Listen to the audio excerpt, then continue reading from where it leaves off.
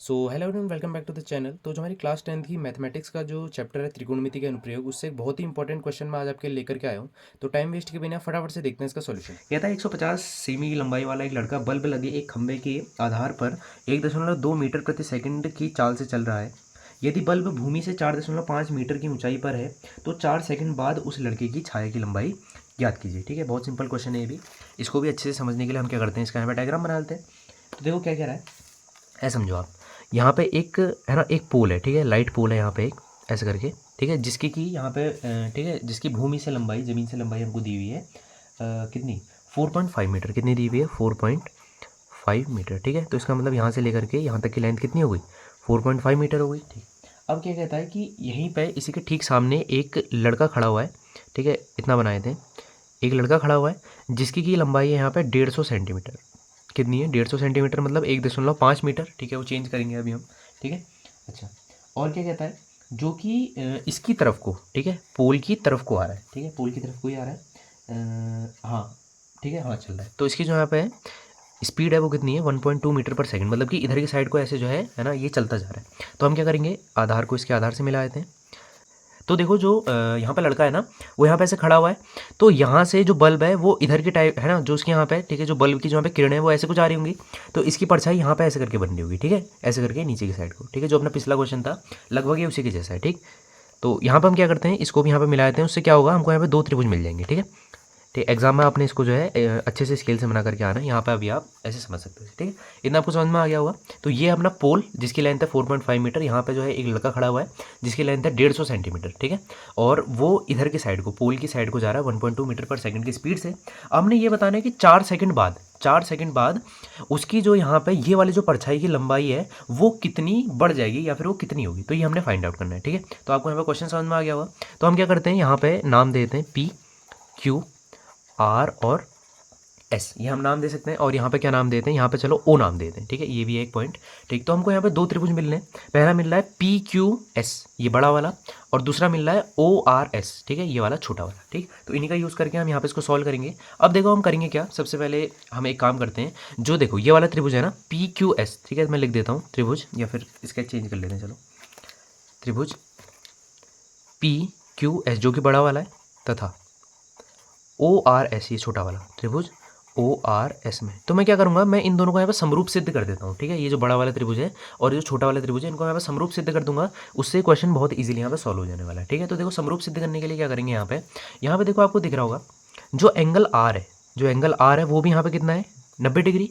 और जो angle Q है ये भी कितना है यहाँ पे, 90 डिग्री। ठीक, तो मैं यहाँ पे लिख सकता हूँ एंगल क्यू बराबर एंगल आर। ठीक है, दोनों क्या है, प्रत्येक 90। ठीक है, दोनों क्या है, प्रत्येक 90। ठीक है, ये भी 90 और ये भी 90। ठीक, अब देखो ये वाला जो एस एंगल है, ठीक है, देखो पी क्यू एस में भी एस एंगल आ रहा है और ओ आर एस में भी एस एंगल आ रहा है। ठीक है, तो दोनों में एस एंगल आ रहा है। तो हम लिख देंगे एंगल एस बराबर एंगल एस। क्यों, क्योंकि दोनों में आ रहा है। तो क्या बोल देते हैं, इंग्लिश में आप जो है कॉमन लिख सकते हो, हिंदी में बात करें तो उभयनिष्ठ बोलते हैं। क्या बोलते हैं, उभयनिष्ठ। इतनी बात आपको समझ में आई। तो दो चीज़ें यहाँ पे इनफ हैं, इन दोनों है ना, जो ये दोनों के दोनों त्रिभुज हैं, इनको यहाँ पे समरूप सिद्ध करने के लिए। तो हम क्या लिख सकते हैं, यहाँ पे जो आपके यहाँ पे ए उपसमरूपता लग जाएगी। ठीक है, तो यहाँ पे लिख देते हैं। ठीक है, क्या हो जाएगा, ए समरूपता से, ए समरूपता से। ठीक है, समरूपता से क्या हो जाएगा, जो आपका त्रिभुज पी क्यू एस है वो यहाँ पे समरूप हो जाए। ये आपका समरूपता का चिन्ह है किसके, ओ आर एस के। ठीक है, सिंपल है। चलो, अब देखो आपको पता है जो आपके समरूप त्रिभुज होते हैं उनकी भुजाओं का अनुपात भी क्या होता है, आपस में बराबर होता है। ठीक है ना, आपने पढ़ी होगी आधारभूत, ठीक है, आधारभूत समानुपातिकता प्रमेय आपने पढ़ी होगी।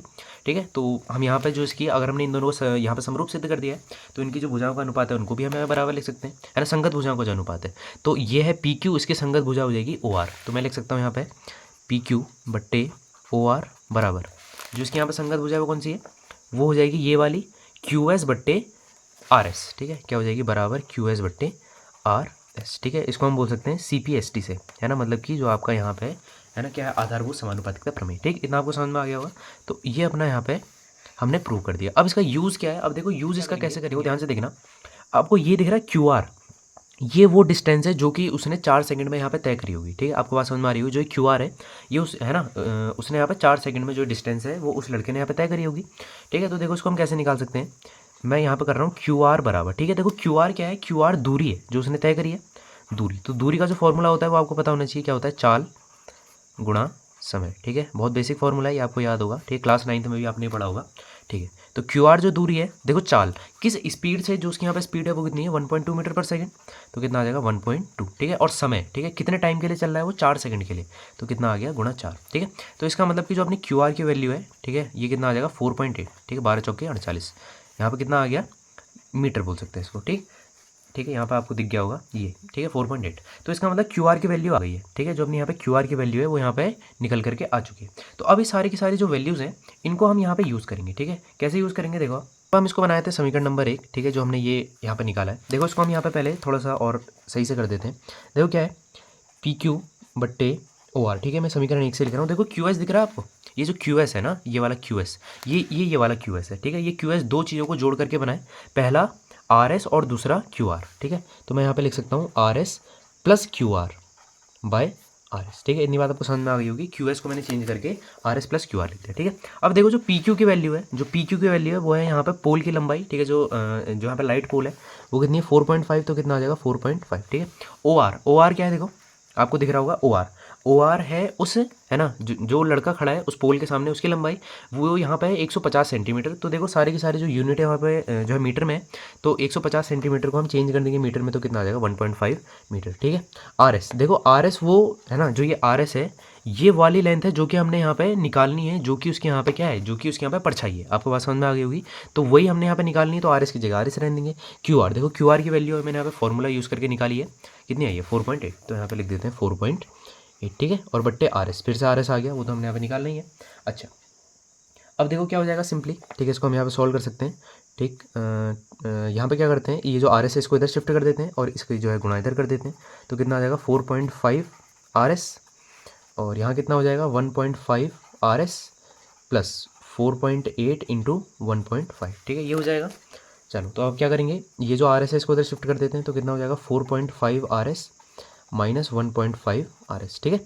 और इस इक्वल्स टू कितना आ जाएगा 4.8 इंटू 1.5, ठीक है, इतना आ जाएगा। देखो 4.5 में से 1.5 जाएगा तो कितना बच जाएगा, यहाँ पे बच जाएगा कितना 3, ठीक है। तो 3 आर एस, और यहाँ पे अगर हम इनकी मल्टीप्लाई करेंगे आ जाएगा 7.2, ठीक है। तो आर एस बराबर, आर एस की वैल्यू निकालनी है 7.2/3, इसको इससे भाग दे दोगे तो कितना आ जाएगा 2.4 मीटर, ठीक है। तो ये वही दूरी है जो कि हमने यहाँ पे निकालनी थी, जो कि उसकी यहाँ पे परछाई है इस पोल की तरफ को 1.2 मीटर पर सेकंड की स्पीड से 4 सेकंड तक चलने के लिए, ठीक है। तो ये हमने यहाँ पे निकालनी थी, आर एस की वैल्यू हमने यहाँ पे निकाल दी।